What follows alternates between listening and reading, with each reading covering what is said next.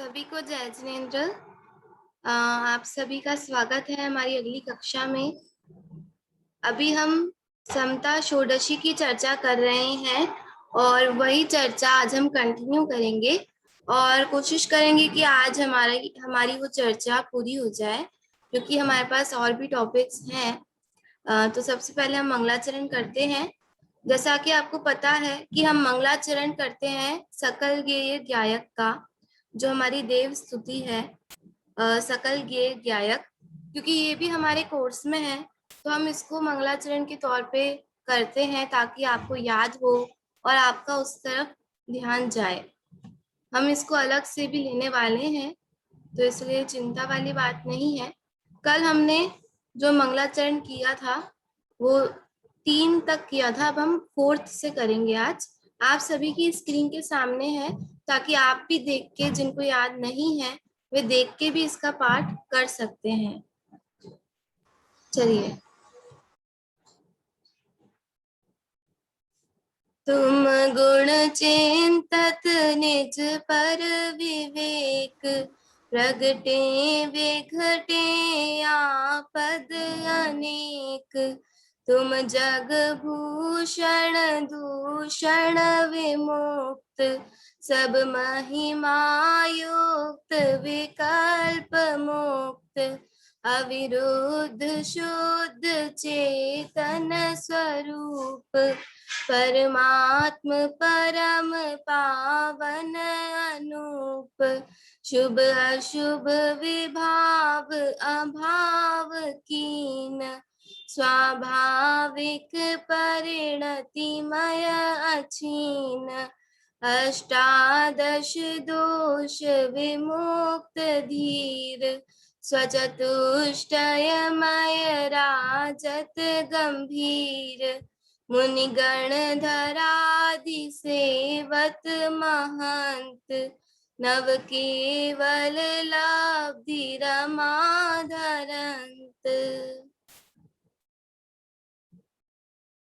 ये हमने सकल गेय गायक स्तुति का बोल रहे हैं हम 2-2-3-3 मंगलाचरण के तौर पे, ताकि आप सभी को याद हो जाए। और ये हम सिर्फ इसलिए बोल रहे हैं ताकि हम जब पढ़ेंगे ना, इसका अर्थ समझेंगे, तो अभी हम बोलेंगे ना तो उससे हमारे मुंह पे आ जाएगी वो बात। ठीक है, चलिए अब हम समता षोडशी स्टार्ट करें उससे पहले अभी तक जो हमने हम 8वें पे थे, थोड़ा सा उसको और डिस्कस करेंगे। वहां तक किसी को कोई डाउट है या कुछ पूछना है, कुछ बोलना है तो आप बोल सकते हैं। हैंड रेज कर दें तो हम आपको अनम्यूट कर देंगे। किसी का भी हैंड रेज नहीं है, मतलब आपको अभी कुछ भी कंफ्यूजन नहीं है। समझ में तो आ रहा है ना सभी को? अगर आपको समझ में आ रहा है तो आप थम्स अप दिखा दीजिए, ताकि डाउट नहीं है, मतलब आपको समझ में आ रहा है, मैं ऐसा मानूं। चलिए ठीक है, हमें दिख गए हैं, वेरी गुड। चलिए अब हम स्टार्ट करते हैं ना, आगे चलते हैं, क्योंकि इसके बाद भी बहुत बहुत सारे अच्छे अच्छे टॉपिक्स हैं। हमने कोर्स फर्स्ट डे डिस्कस किया था। देखिए ये समता षोडशी आपकी स्क्रीन पे है। मैं 8वां नंबर का लगा देती हूँ एक बार, ताकि हम वहीं से स्टार्ट करेंगे। आपको ये पीपीटी मिल चुकी है ग्रुप में, तो आप इसको पढ़ें। इसका जो ये अर्थ दे रखा है ना नीचे, वो आप अपने आप से पढ़ेंगे। आज हम उसको डिस्कस नहीं करेंगे नीचे के अर्थ को, क्योंकि अभी हमको 8 छंद और करने हैं, तो इसलिए समय थोड़ा सा हमारे पास कम है। तो इस अर्थ को आप अपने खुद से इस पीपीटी से पढ़ना एक बार। अगर आपको कहीं भी कोई भी वर्ड में दिक्कत है तो आप अगले दिन क्लास में या उसी वक्त ग्रुप में मैसेज भी डाल सकते हैं, तो आपको आपका उत्तर मिल जाएगा। ठीक है, और इसके जो क्वेश्चंस दे रखे हैं हर स्लाइड के हर एक छंद के बाद, उनको भी आप खुद पढ़िए, क्योंकि वो आपके अभ्यास के लिए है, प्रैक्टिस के लिए है। तो वो भी आप पढ़ें। अगर आपको उसमें भी कोई दिक्कत है तो आप फिर पूछ पाएंगे। ठीक है, हम 8th नंबर का कल पढ़ रहे थे, हमने इसको डिस्कस तो कर लिया था, पर मुझे लगा शायद आपको थोड़ा सा और मैं कर दूं डिस्कस। देखिए, दया करो पहले अपने पर, आराधन से नहीं चिको, कुछ विकल्प यदि आवे तो भी, शंभु धन समतामय हो। हमने कल पढ़ा था कि हमें सबसे पहले खुद पे दया करने की जरूरत है। हम इतने टाइम से इस संसार में दुखी हो रहे हैं और अभी भी हम दुखी हैं, तो हमें सबसे पहले अपने आप को सुखी करना है, अपने आप पर दया करनी है। अपने आप का ये जो परिभ्रमण चल रहा है, जन्म मरण का चक्कर चल रहा है, इसको हमें मेटना है, इसको हमें दूर करना है। तो इसलिए पंडित जी ने कहा कि पहले तुम अपने आप पर दया करो और आराधना करो। ठीक है, आराधना करो। कुछ विकल्प यदि आवे तो भी संबोधन समतामय हो। और यदि आपको ऐसा कोई विकल्प आए कि हम दूसरों को भी कुछ दया करें, दूसरों को भी कुछ समझाएं, तो आप उन्हें समझाइए, लेकिन ऐसा हट करके नहीं कि उनको मेरी बात माननी चाहिए, सुननी चाहिए। समतामय आपका संबोधन हो, मतलब आप बिल्कुल सहज भाव से उनको कह दें, लेकिन कोई अपेक्षा ना करें। वे माने तो उनकी इच्छा, ना माने तो उनकी इच्छा। ये इसमें हमने कल समझा था। आगे आप सभी को समझ में? हाँ, आ गया तो थम्स अप कर दीजिए। जिन जिन को समझ में आ गया है वे थम्स अप करके हमें बता सकते हैं कि हमें समझ में आ गया है, और यदि नहीं आया है तो आप हैंड रेज कर सकते हैं। जी, आ गया सबको समझ में? हाँ, चलो थम्स अप हो गए हैं। हाँ, कितना इजी है ना, देखो कितना अच्छा है। आपने पढ़ा है इसको एक बार घर पे? है ना, बहुत ही अच्छा है। आप जरूर इसको पढ़ें अगर आपने नहीं पढ़ा है तो, और कोशिश करें कि जितना आप याद कर सकते हैं इसको याद, क्योंकि ये एज अ कंठ पाठ आपके कोर्स में है। तो जितना आप इसको याद कर सकते हैं उतना इसको याद करें, क्योंकि आपके आगे भी काम आएगा, शिविर खत्म होने के बाद भी। मैंने बताया ना, कभी भी आपको टेंशन हो, आप परेशान है, आपको गुस्सा आ रहा है, कोई भी दिक्कत है, तो आप इसको एक बार पढ़ें, आपको बहुत शांति मिलेगी। तो ये आपके जीवन भर काम आएगा। तो इसको आप जरूर से जरूर से जरूर याद करें। चलिए आगे बढ़ते हैं हम 9th नंबर पे। यदि माने तो सहज योग्यता। आप सभी बोले। हाँ, बहुत अच्छा। अहंकार का भाव न हो,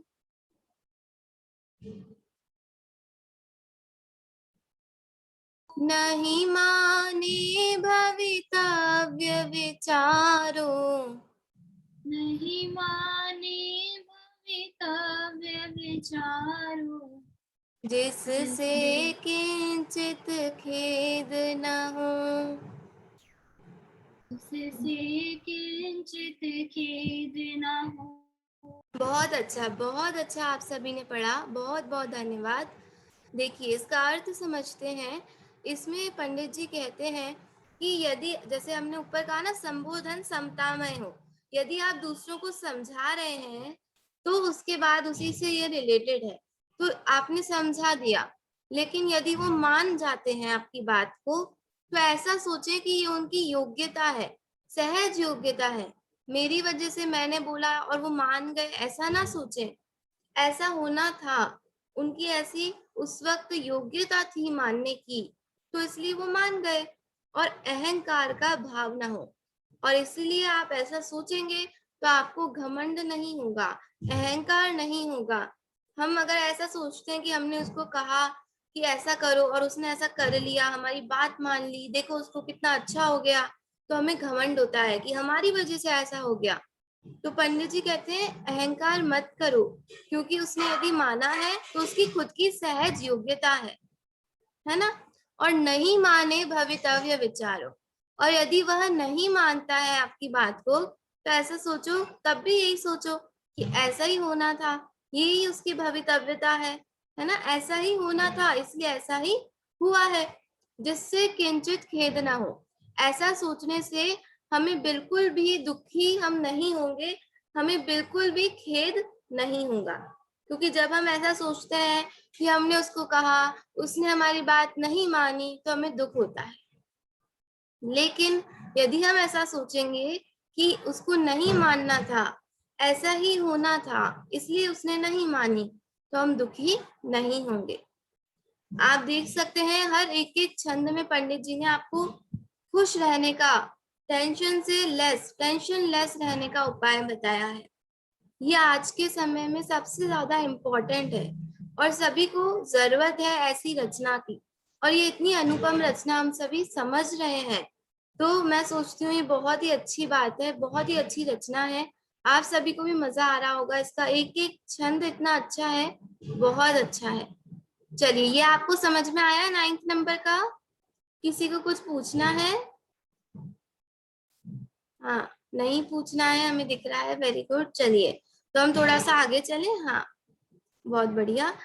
इसके क्वेश्चन आंसर और इसका अर्थ, ये जो है ना, ये आप अपने खुद से इनको एक बार पढ़ें। तो अगर आपको कोई भी डाउट है तो आप पूछ सकते हैं ना, उसकी कोई दिक्कत नहीं है। चलिए,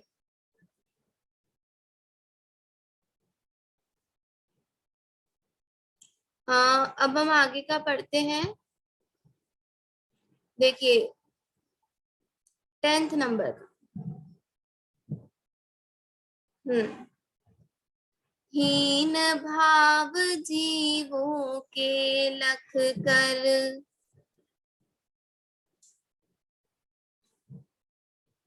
ग्लानि भाव नहीं मन में हो।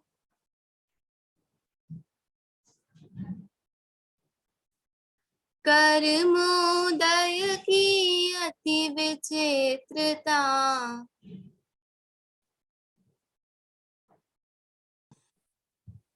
समझो इसकी करण करो। बहुत अच्छा, बहुत अच्छा। आप सभी ने बहुत अच्छा इसका पाठ किया। देखिए, हीन भाव जीवों के लगकर ग्लानि भाव नहीं मन में हो। मतलब हम देखते हैं कभी अपने आसपास, तो किसी के साथ ऐसा कुछ गलत हो रहा होता है, या फिर कोई रोगी है, कोई बहुत ही वृद्ध व्यक्ति है, बहुत कम बुद्धि वाला है, दरिद्र है, तो हमें उसे देख के क्या करते हैं, घृणा करते हैं, है ना, उनसे दूर दूर रहना चाहते हैं। कोई भी गरीब है या कोई भी ऐसा हमें दिखता है, तो हम उससे थोड़ी सी ग्लानि भाव, हीन भाव करते हैं, और उससे थोड़ी ग्लानि करते हैं, थोड़ी घृणा करते हैं। मतलब हम सोचते हैं हम थोड़ा सा इनसे दूर रहें, है ना, हम थोड़े दूर हो जाते हैं।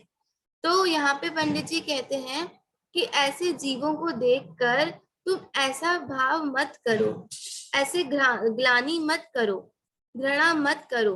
ऐसा सोचो कि कर्म का उदय बहुत ही विचित्र है।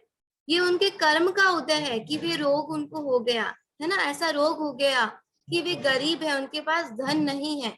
ये उनके कर्म का उदय है, ऐसा सोचो और अपने आप को, अपनी आत्मा में स्थित करो।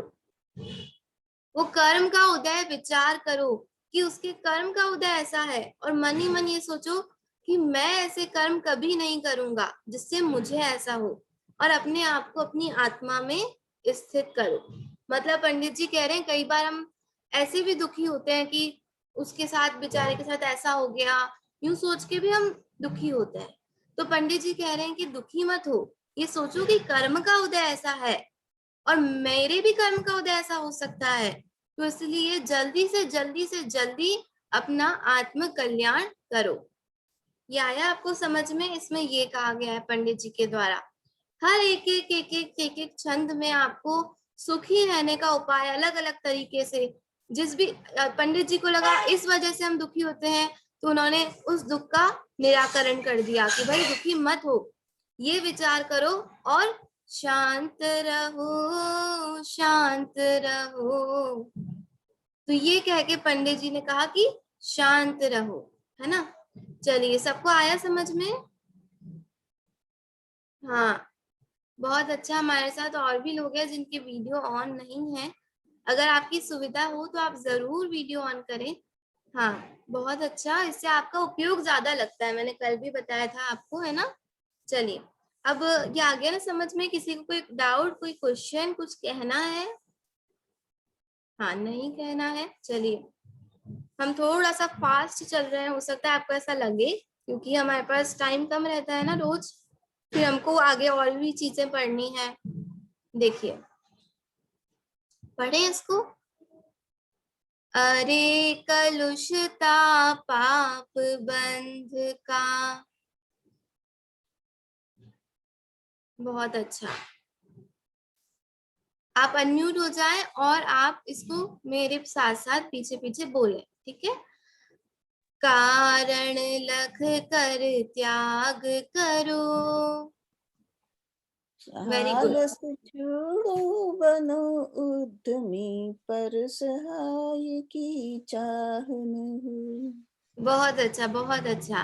आप सभी ने अच्छे से इसको पढ़ा, बहुत बहुत धन्यवाद।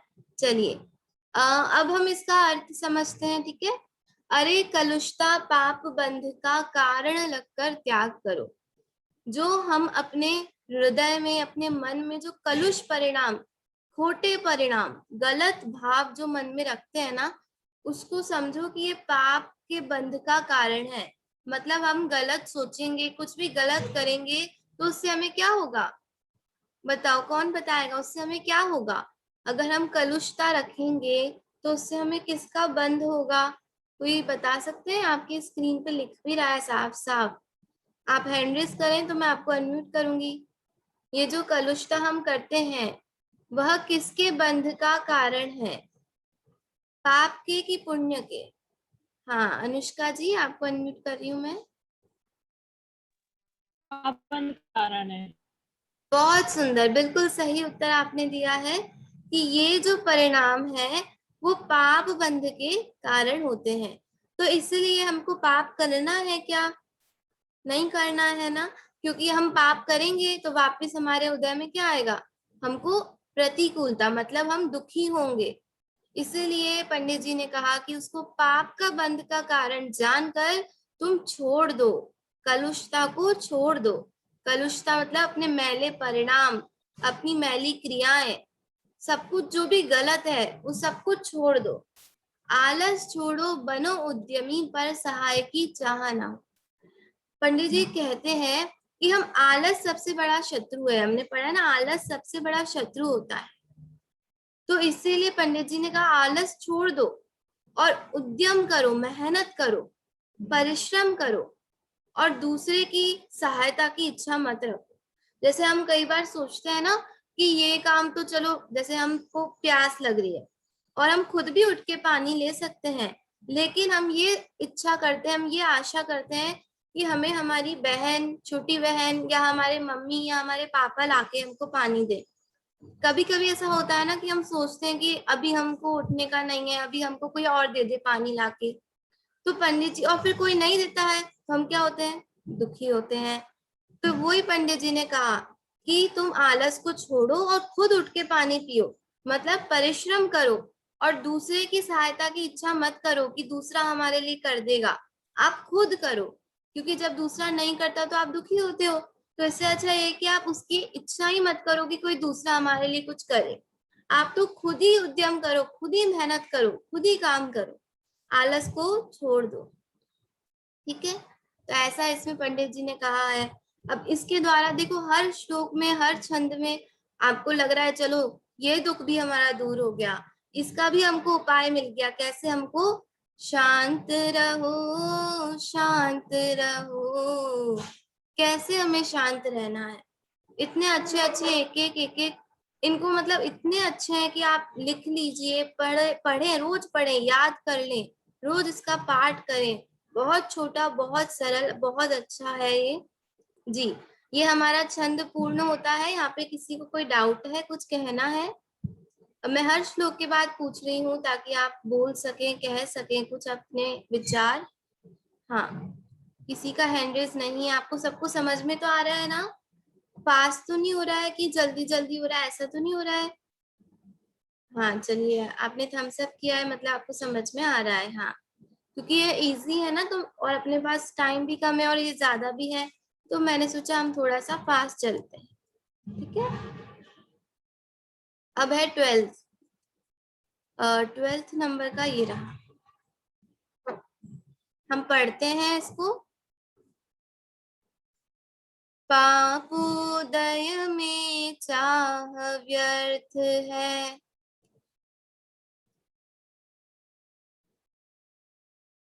नहीं चाहने पर भी हो, नहीं चाहने पर भी हो, पुण्योदय में चाह व्यर्थ है,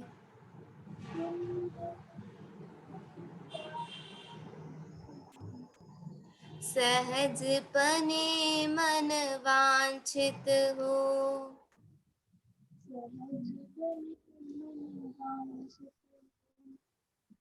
बहुत अच्छा, बहुत अच्छा, आप सभी ने इसको पढ़ा, बहुत बहुत धन्यवाद। अब इसका हम अर्थ समझते हैं, ठीक है। पंडित जी कहते हैं कि कभी पाप का उदय है और आपने इच्छा की और वो इच्छा करने में वो व्यर्थ है। मतलब इसमें कुल मिला के हमें ये शिक्षा दे रहे हैं कि आप कोई भी इच्छा मत करो, क्योंकि यदि आपने इच्छा की और आपका पाप का उदय हुआ तो वो पूरी होगी ही नहीं, क्योंकि पाप का उदय है। और अगर पुण्य का उदय हुआ तो वैसे भी पूरी होनी थी। तो आपने इच्छा बेमतलब में की और पाप बांधा। आचार्य देव पंडित जी यहाँ पे कहते हैं कि चाह व्यर्थ है, चाह व्यर्थ है, इच्छा करना व्यर्थ है, उससे कोई लाभ नहीं है, क्योंकि पाप के उदय में नहीं चाहने पर भी हो। हम सोचते हैं, जैसे कोई भी एग्जांपल ले लो कि हम सोचते हैं, हाँ, कि मेरे तो दिमाग में फर्स्ट आ जाए वही वाला एग्जांपल आता है। हम सोचते हैं कि हम फर्स्ट आ जाए, है ना, एग्जाम में हमारा नंबर आए फर्स्ट नंबर, तो हम ऐसी इच्छा करते हैं। तो अब हम मान के चलते हैं कि हमारा पाप का उदय है, तो वो इच्छा हमारी पूर्ण नहीं होगी, है ना। हम नहीं चाहते हैं वो काम भी हमारे साथ होगा। हम नहीं चाहते कि हम सेकंड नंबर पे आए, तो भी हम सेकंड नंबर पे आएंगे, अगर हमारा पाप का उदय है तो उसमें इच्छा करने का क्या फायदा फिर, जब हमें सेकंड आना ही है तो। और पुण्य का उदय यदि हमारा है ना, यदि हमारा पुण्य का उदय है और हमने इच्छा की कि हम फर्स्ट आए, तो सहज पने मन वांछित हो, अपने आप ही फर्स्ट आएंगे, बिना इच्छा के भी फर्स्ट आएंगे। कहने का मतलब ये है कि यदि हमारा पाप का उदय है तो हम भले कितनी भी इच्छा करें कि हम फर्स्ट आए, हमारे साथ अच्छा हो, तो भी बुरा होगा, क्योंकि पाप का उदय है ना। और यदि हमारा पुण्य का उदय है तो हम इच्छा नहीं भी करेंगे तो भी हमारे साथ बुरा नहीं होगा, सब कुछ जो हम चाहते हैं वही हमारे साथ होगा। तो बेमतलब में इच्छा करने की क्या प्रयोजन, इच्छा करने से क्या मतलब है, क्योंकि होना तो वही है जो फिक्स है। पाप का उदय होगा तो गलत ही होगा, पुण्य का उदय होगा तो अच्छा ही होगा, है ना। आया आपको समझ में मैं क्या कहना चाहती हूँ? हाँ, अगर आया है तो एक बार आप थम्स अप कर दीजिए ताकि मुझे पता चले, और नहीं आया तो आप पूछ सकते हैं। हाँ, आ गया है समझ में? हाँ, वेरी गुड, सबके थम्स अप हो गए, बहुत बढ़िया। तो मतलब आपको समझ में आ गया है। कितना अच्छा श्लोक है ना, कितना अच्छा छंद है। पाप का उदय हो तो भी चाह व्यर्थ है, पुण्य का उदय हो तो भी चाह व्यर्थ है। बहुत ही सुंदर है ये। चलिए अपन आगे चलते हैं फिर, है ना। 13 नंबर के पे अपने पास अभी 6 मिनट कितने है, थोड़ा टाइम है अभी अपने पास। चलिए 13 नंबर का है आपके पास, फिर सामने आपकी स्क्रीन पे पढ़ते हैं इसको। हाँ, आर्त ध्यान कर बीज दुख के,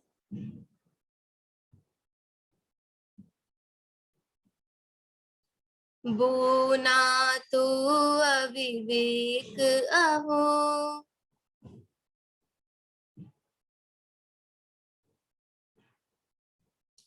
धर्म ध्यान में चित्त लगाऊं,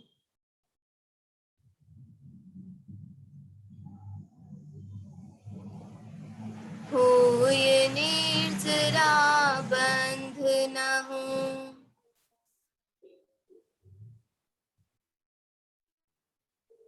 बहुत अच्छा, बहुत अच्छा, आप सभी ने इसका पाठ किया। देखिए, आर्त ध्यान कर बीज दुख के, बोना तो अविवेक हो। ध्यान, आर्त ध्यान, देखिए ध्यान 4 तरह के होते हैं वैसे, आर्त ध्यान, रौद्र ध्यान, धर्म ध्यान और शुक्ल ध्यान, ठीक है।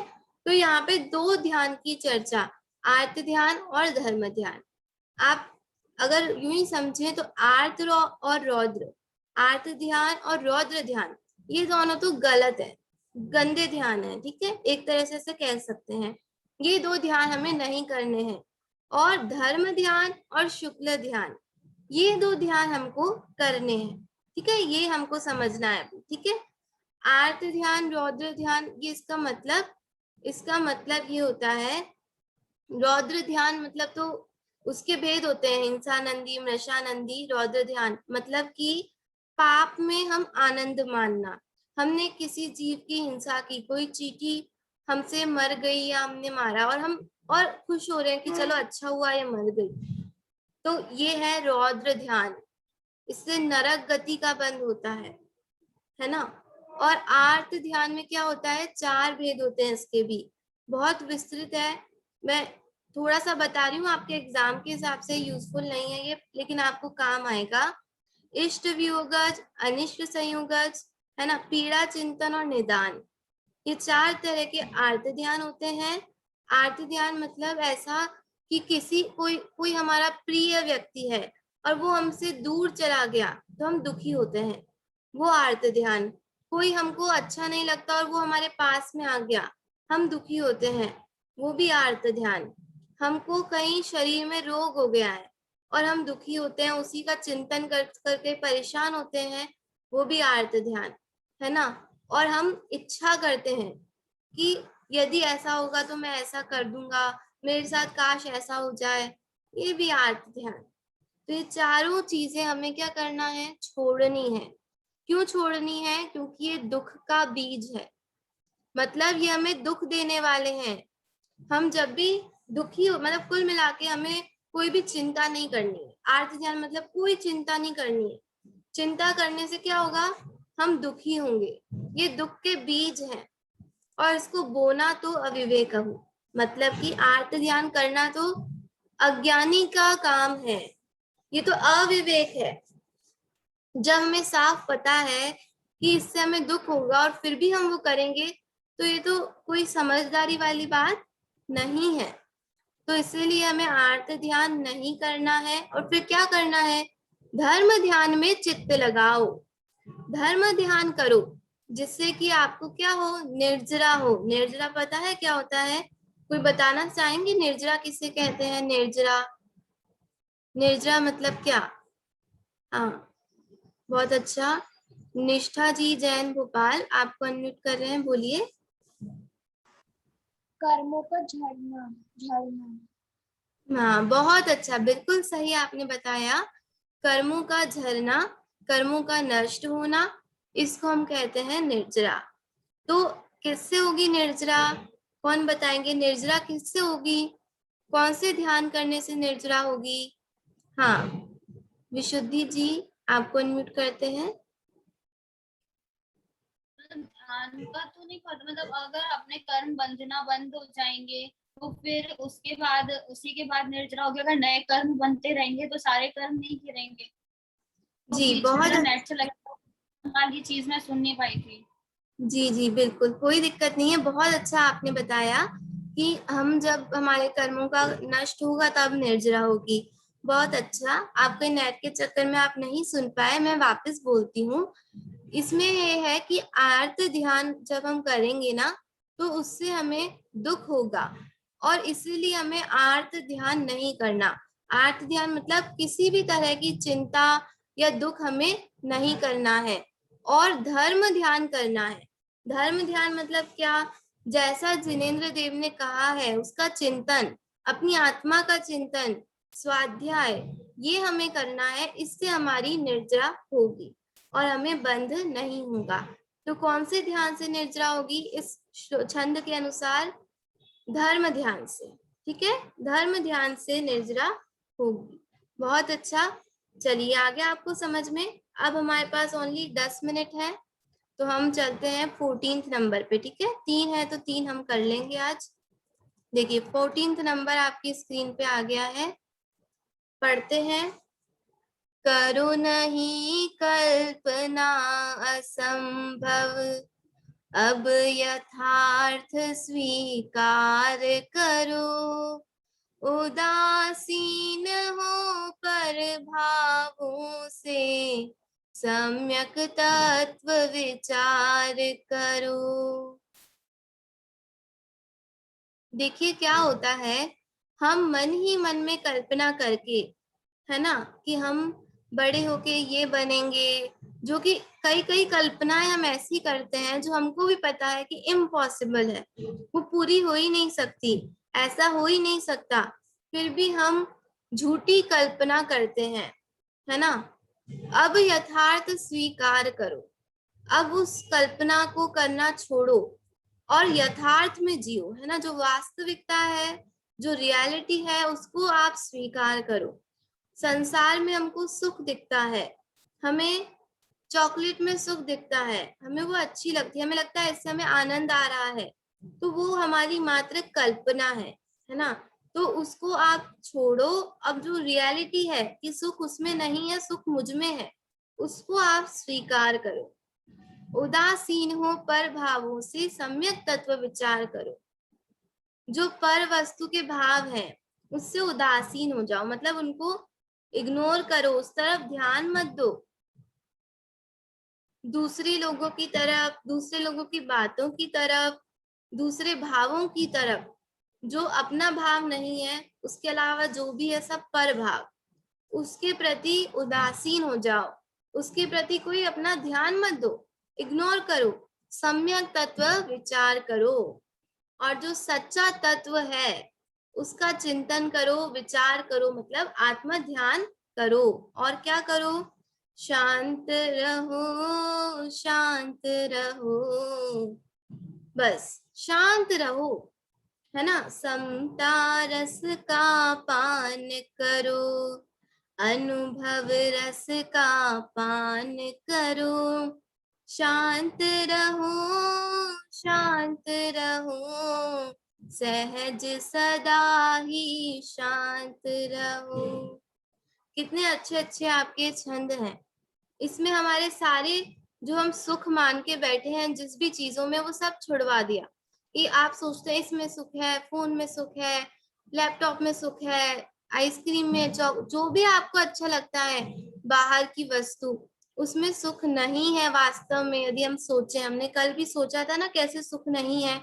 सुख होता तो हमको बार बार खाने का मन होना चाहिए, हम लगातार चॉकलेट खाते ही रहने चाहिए, लेकिन एक लिमिट के बाद हम नहीं खा सकते, है ना। मतलब उसमें सुख नहीं है।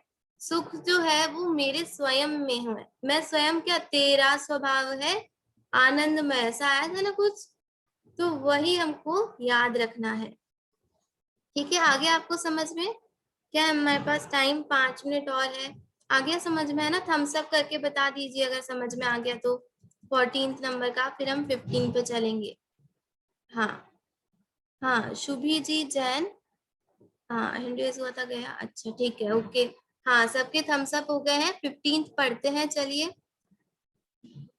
तजो संग लौकिक जीवों का, भोगों के अधीन न हो, सुविधाओं की दुविधा त्यागो, एकाकी शिव पंथ चलो। इसमें कहते हैं कि हम परेशान होते हैं तो किसकी वजह से, हमारी आसपास के जीवों की वजह से। कोई हमें कुछ कह देता है तो हम दुखी होते हैं, कोई हमारा काम नहीं करता है तो हम दुखी होते हैं। तो पंडित जी कह रहे हैं कि तुम इनका साथ ही छोड़ दो, तो तुमको दिखेंगे ही नहीं, तुमको कुछ बोलेंगे ही नहीं, तो तुम दुखी नहीं होगे। इनका संग, इनका साथ छोड़ो, लौकिक जीवों का साथ छोड़ो, और भोगों के अधीन ना हो। जो भोग है ना, विषय सामग्री, मतलब कि हमको भूख लगती है तो हमको जब तक भोजन नहीं मिलता हम आकुलित रहते हैं, दुखी रहते हैं, तो उसकी अधीनता छोड़ो। मतलब क्षुधा जो रोग है उसका नाश करना है ना हमें। क्षुधा रोग विनाशनाय नैवेद्यम निर्वपामिति स्वाहा। हमें क्षुधा का नाश कर दो, भोगों के अधीन ना हो, मतलब आप स्वाधीन बन जाइए, किसी के भी अधीन मत रहिए, किसी के भी अंडर में, किसी के भी पराधीन मत होइए। आप सब काम अपनी स्वाधीनता से कीजिए, अपनी आत्मा का आश्रय लीजिए, तो स्वाधीन दशा प्रकट होगी। ठीक है, चलिए। इसके बाद है सुविधाओं की दुविधा त्यागो, एकाकी शिव पंथ चलो। ये जो सुविधाएं लगती है ना हमें बाहर में कि स्कूटी है तो हमारे पास, तो हम सुविधा है, हम कहीं भी जा सकते हैं, कभी भी जा सकते हैं, फट उठाई और चले गए, हमें कहीं भी जाना है तो हमको सुविधा लगती है। लेकिन हम विचार करें तो वास्तव में क्या है, दुविधा है। अभी उसका टायर पंचर हो गया तो आप वापस पराधीन, भोगों के पराधीन हो गया ना। ये टायर पंचर हो गया, ब्रेक फेल हो गए, या फिर पेट्रोल खत्म हो गया, या फिर हम रास्ते में जा रहे हैं और हम गिर गए, तो ये दुविधा है, हमें सुविधा लगती है। इनकी दुविधा को छोड़ो और एकाकी शिव पंथ चलो। सुखी रहने का एक ही उपाय है कि मोक्ष के मार्ग पे बढ़ो, अपनी आत्मा का आश्रय लो, तो हम सुखी हो सकते हैं। आया आपको ये समझ में? हाँ, क्योंकि अब हमारे पास 3 मिनट है तो हम एक लास्ट और है उसको और पढ़ लेते हैं, ठीक है।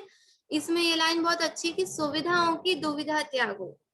आप हर चीज में लगा लेना, जो भी आपको लगता है कि वाह इससे तो हमारी बढ़िया सुविधा है, इससे हमको बड़ा सुख मिलता है, तो अगर आप उसमें डीप में जाएंगे तो कहीं ना कहीं उसमें भी आपको बहुत ज्यादा पराधीनता है, दुविधा है ना। तो उसको छोड़ो और कहाँ पे चलो, क्या करो, क्या बोला है पंडित जी ने, कौन से मार्ग पे चलो, कोई बताएगा? कौन से मार्ग पे चलो? हाँ, हैंड रेस कीजिए। हाँ, विशुद्धि जी जैन, आप बताइए। मोक्ष मार्ग पे चलो। बहुत अच्छा, बिल्कुल सही, मोक्ष मार्ग पे चलो, बहुत अच्छा। चलिए अब इसको और पढ़ लेते हैं, लास्ट है ये। अति दुर्लभ अवसर पाया है, जग प्रपंच में नहीं पड़ो, करो साधना जैसे भी हो, यह नर भव अब सफल करो। अति दुर्लभ अवसर पाया है, ये मनुष्य भव, ये ऐसा संयोग, जैन धर्म, इतना उत्तम कुल हमें मिला है, ये बहुत मिलना बहुत दुर्लभ है, बहुत दुर्लभ है, मतलब बहुत मुश्किल से मिलता है, किसी किसी को मिलता है जो बहुत लकी होते हैं। जग प्रपंच में नहीं पड़ो, इसीलिए बाहर के लोगों के चक्कर में या बाहर की क्रियाओं में, अभी तो हमें ये करना है, वो करना है, ये करेंगे, वो करेंगे, ऐसे ज्यादा प्रपंच में मत पड़ो। करो साधना जैसे भी हो, यह नर भव अब सफल करो।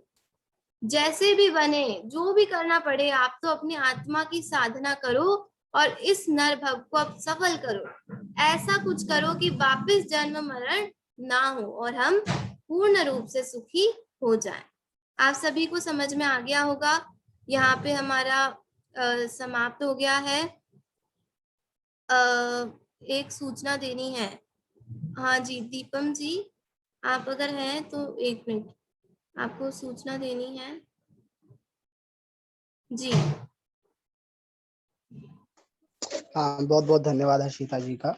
मैं यहाँ पर आपको एक सूचना देना चाहता था। जैसा कि आप सभी ने देखा होगा, गोष्ठी का एक समाचार आप सभी के ग्रुप में आया होगा। उन विषयों पर जो भी गोष्ठी में, जो भी विद्यार्थी गोष्ठी में बोलना चाहता है, यहाँ पर लगभग 10 स्टूडेंट्स हैं और जितने भी बच्चे उस गोष्ठी में बोलना चाहें वो अपना नाम हमें दे सकते हैं, मुझे या सुरभि जी को आप लोग दे सकते हैं। ग्रुप में हम सभी लोग वहाँ पर अवेलेबल हैं, या जो आपके टीचर हैं आप उनको भी नाम दे सकते हैं। आपके टीचर के द्वारा भी